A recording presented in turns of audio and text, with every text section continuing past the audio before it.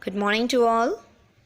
I hope you all are fine and also hope that you have listened the video carefully, and today we will continue this chapter.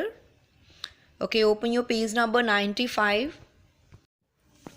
Starting from the beginning of this page, Trot and Captain Bill reached the boat safely, and while Trot untied the rope, Captain Bill reached into the crevice of the rock and drew out the several tallow candles and box of matches, which he thrust into the pocket of his coat. These were to light their way through the caves. तो क्या हुआ, trout and captain जो थे safely boat के पास पहुंच जाते हैं, and trout जो थी अपनी जो रोप थी उसके पास उसको खोल देती है, अनटाई कर देती है। कैप्टन बिल क्रीवीज के पास पहुंचता है रॉक के, जो जहाँ पर थोड़ा सा होल होता है रॉक के बीच, वहाँ उसको बोलते हैं क्रीवेज। ठीक है, वहाँ से वो क्या करता है, टैलो कैंडल्स थी उसके पास जो एनिमल फैट से बनी होती हैं, कैंडल्स जो एनिमल फैट से बनी होती है वो निकाल लेता है, and box of wax matches वो निकाल लेता है एंड अपने पॉकेट में डाल लेता है। ये किस लिए रख रहा था वो अपने पास, क्योंकि उन्होंने अपने जो रास्ते में जो केव्स आनी थी उसमें रोशनी डालने के लिए, लाइट थ्रो करने के लिए वो उसने अपने पॉकेट में डाले। फिर क्या हुआ, जो ट्रॉट है वो बोलती है उसको, कैप्टन को, व्हाट्स दैट कैप्टन, वो क्या है, that Trot looks to me mighty like a Whirlpool.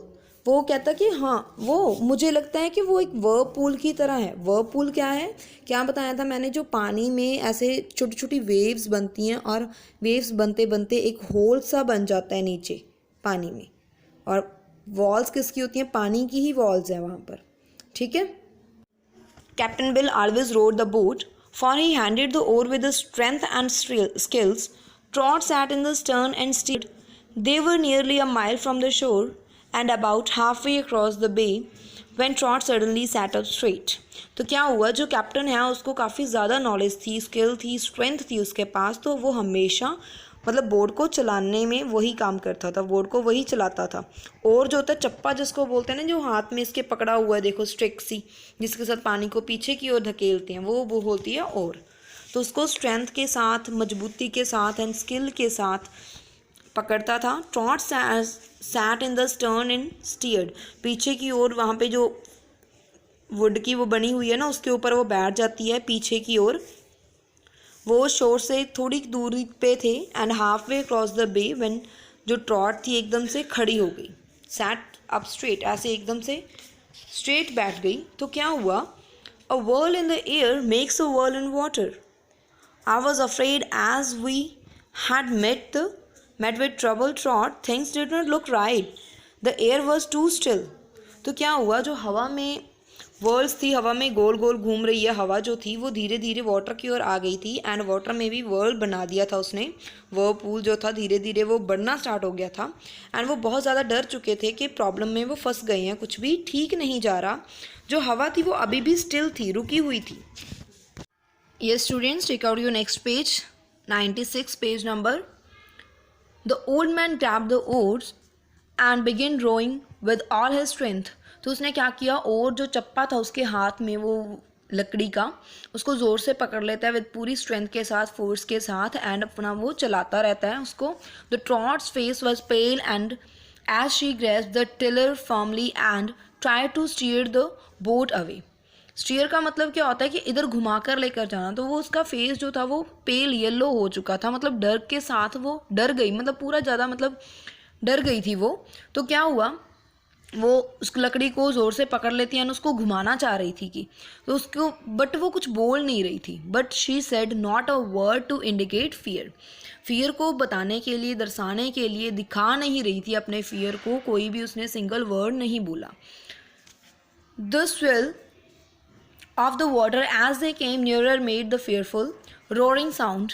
जैसे जैसे वो जो वर्ड था, वो व्हर्लपूल जो था वो धीरे नज़दीक आ रहा था, तो उसकी आवाज़ें आनी स्टार्ट हो गई थी, आवाज़ आ रही थी उसकी डरावनी सी, रोरिंग मतलब गरजने वाली sound.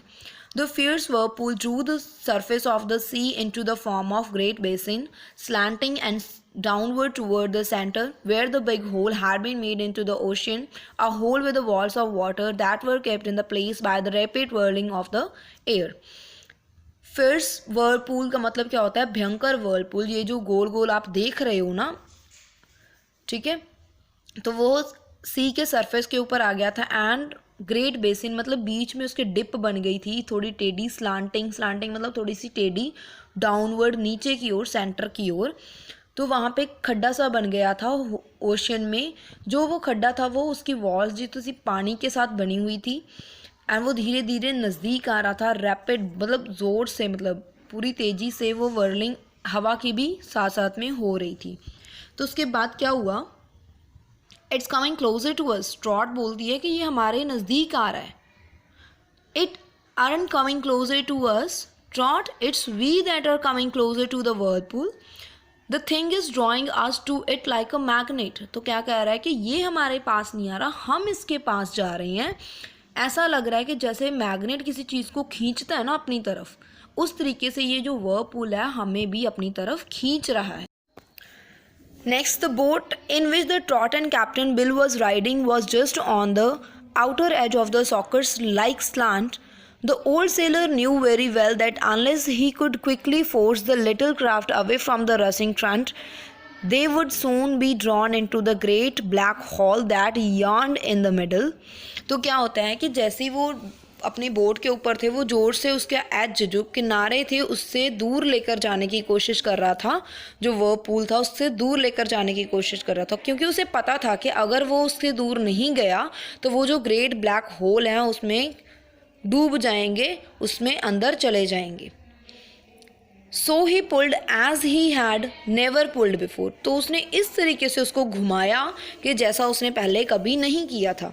He pulled so hard that the left oars knocked into two and sent the Captain Bill sprawling upon the bottom of boat. तो क्या होता है कि उसने इस तरीके से खींचा कि वो दो टुकड़ों में बट गया, टूट गया, मतलब वो हैंडल जो था वो टूट गया था।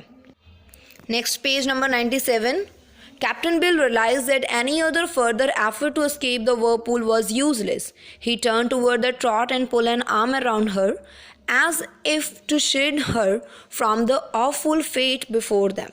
तो जो उसके आगे इतना अंधेरा, इतना मतलब जो डरावना सीन उसके आगे था, उससे बचाने के लिए वो अपनी आर्म उसके अराउंड डाल लेता है, जैसे होल्ड कर लेता है उसको अपनी आर्म्स में, क्योंकि उसे पता था कि आगे बचने का कोई रास्ता नहीं है, यूजलेस है अगर कोई और एफर्ट करेगा तो। ठीक है, he did not try to speak. वो बोल नहीं रहा था कुछ भी, because the roar of water would have drawn the sound of his voice, क्योंकि उसे पता था कि इतना अगर वो बोलेगा भी तो जो भी उसकी आवाज़ है वो उसके पानी की दहाड़ने की जो आवाज़ आ रही थी, पानी से जो साउंड निकल रही थी, वो रोरिंग साउंड की तरह लग रही थी। तो उस आवाज़ के सामने उसकी खुद की आवाज़ दब जाएगी और सुनाई नहीं देगी, इसलिए वो बोला ही नहीं। The great hole in the dark water, now growing nearer and nearer, looked very terrifying. डरावना लग रहा था, पूरा उसके पास पास पहुंच रहा था और नज़दीक जा रहा था। But they were both brave enough to face it. वो बहुत ज़्यादा ब्रेव थे उसको फेस करने के लिए, एंड वो वेट कर रहे थे कि क्या नतीजा निकलेगा, क्या रिजल्ट आएगा इस एडवेंचर का, कि क्या होगा उसके साथ। इट इज़ अ सस्पेंस कि क्या हुआ, वो बच गए या नहीं बचे। We don't know about this. Okay students, now let's check the MCQ. Take the correct answer. First क्या है? Captain Bill an old sailor and Trot were, क्या थे वो? क्लोज कॉमरेड, मतलब फ्रेंड्स थे वो। हम बी पार्ट भी टिक लगा सकते हैं क्योंकि वो उनके साथ में भी रहता था उसके घर पे। ठीक है, were boarder in the boarding house. Next question है,